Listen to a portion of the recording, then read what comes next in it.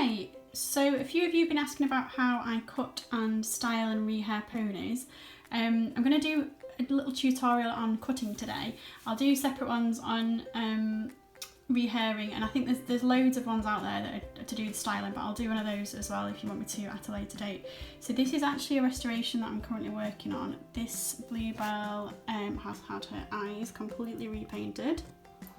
Well, almost completely. They were quite badly smudged.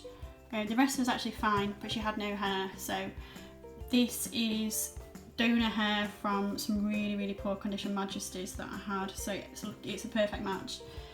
So this is going to be slightly different to how I would do it if it was new hair, like nylon hair from a packet, because that's a lot kind of stiffer and it sticks up a lot more, whereas this is already quite soft. It's a bit dry at the end, so that's going to get cut off. So you can see that it already falls a lot flatter than nylon hair does, which tends to just stand up until you treat it with heat. So I'll do a different tutorial for nylon hairs because I've got a few rehairs I need to do anyway, so I'll do another one of those at a later date.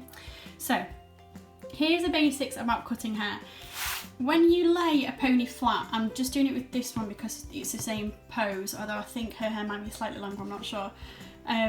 You'll notice if you brush the hair out, sorry it's hard to do this one-handed, that the hairline where it's cut actually falls parallel to the kind of plug line. A lot of people struggle to get the kind of feathered effect correct, and they try to cut downwards on an angle like that, and that actually just makes it look really odd, a little bit Jennifer Aniston from the 90s. And it's too steep an angle. You want to cut it level, parallel with the plug line, and then it will fall into its natural shape afterwards. So that's the first step. I can cut it dry as well, because if you cut it wet, when it bounces back into shape, it'll be shorter than you want, and just cut a little bit at a time. So obviously you can't stick the hair back on, and you don't have to start again if you give her, you know, too much of a haircut. So cut little bit by little bit until you're happy with it. And I'm going to show you how to also make it look less blunt, so it looks more natural and more like it would look like from the factory. These are the scissors I use. So these are proper professional hairdressing scissors. I did not buy these just for my little ponies. I actually cut my wife's hair sometimes when she needs a little trim in between hairdresser appointments. So these are really good, really sharp. I would strongly advise investing in a pair of decent hairdressing scissors to do this properly. Kitchen scissors don't really work.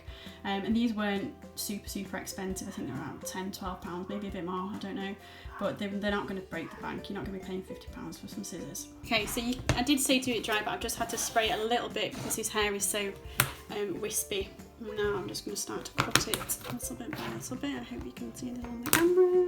Yes, you can. So I'm going to take a little bit off the end first.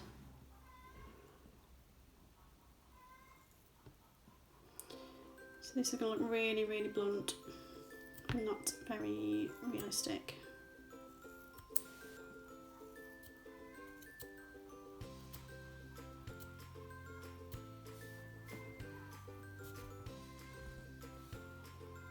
If you're wondering what that other noise is, that's one of my chickens laying an egg. Quite noisy sometimes. So you can see that's better, and it does fall at a normal angle. I think it needs to be a little bit shorter.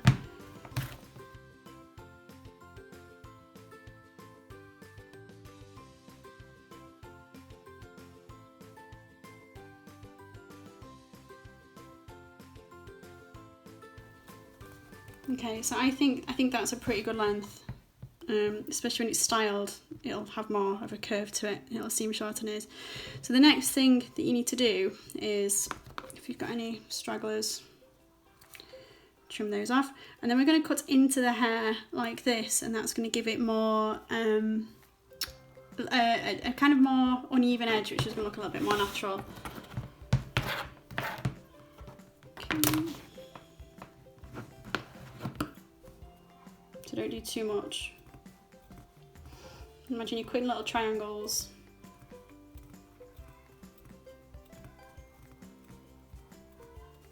And this is why you need really sharp scissors, otherwise the ends don't actually cut as well.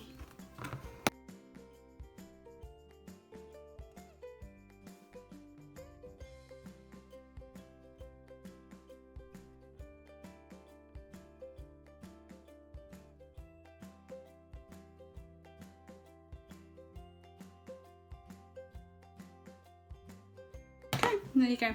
So the next stage would be to dampen it down a little bit more, and then with straighteners we're going to straighten it like this, on a low heat about 100 to 150, and then that'll give it the same kind of bounce as this one, and it should look the same. So this is an example of another rehair. You can see it's been cut so it falls in line with the plug line. This was nylon hair from a packet, so it's a lot softer, a lot silkier. And I'll do a separate tutorial on how to do that at a later date. So I hope that was helpful. Goodbye.